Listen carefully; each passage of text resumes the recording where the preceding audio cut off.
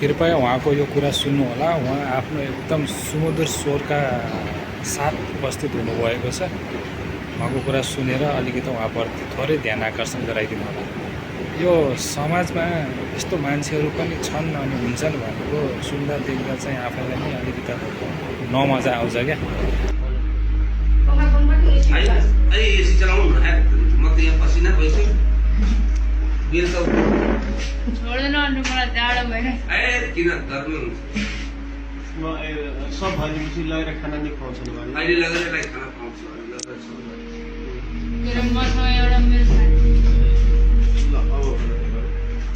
मसँग मेरो एउटा साथी थियो होइन, प्रत्येक खड्गा भने त्यसले मलाई भनेको थियो के अरे हिँड्नु त कुनै के अरे सानो बच्चा छ भने त्यसलाई किडन्याप गरेर सेक्स गरेर नि मारिदिने भनेछ।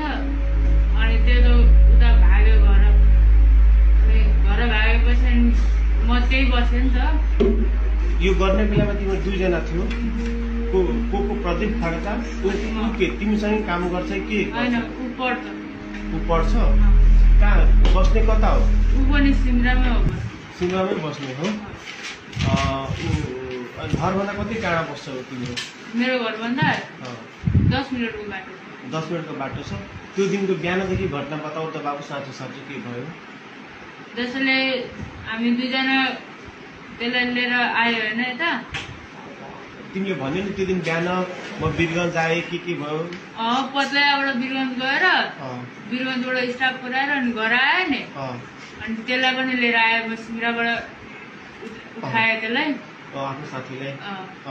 अनि यहाँ ल्याएर बस्यो। अनि हामी दुईजना मन गऱ्यो सेक्स गर्न होइन। अनि के अरे हामी आयो यता। अनि त्यो बच्चाहरू खेलिरहेको रहेछ।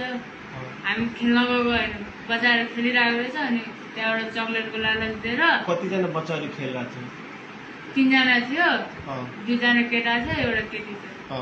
अनि केटी चाहिँ यही डर के अरे गढीमा रहेछ। पहिलेबाट चिन्थ्यो त्यो नानुलाई? चिन्दैन थियो? जबदेखि त्यो गाडी चलाउन थाल्यो नि, अनि कहिले काहीँ गाडीमा के अरे खेल्न आउँदो रहेछ। त्यो खेल्न आएको समयमा म हुँदैन थियो त्यहाँ। अनि के अरे अस्ति चाहिँ भेटाएको थियो। तर त्यसलाई नि गर्न मन लाग्थ्यो। घरमा कोही पनि थिएन, त्यसको नि कोही पनि थिएन, मेरो नि कोही पनि थिएन।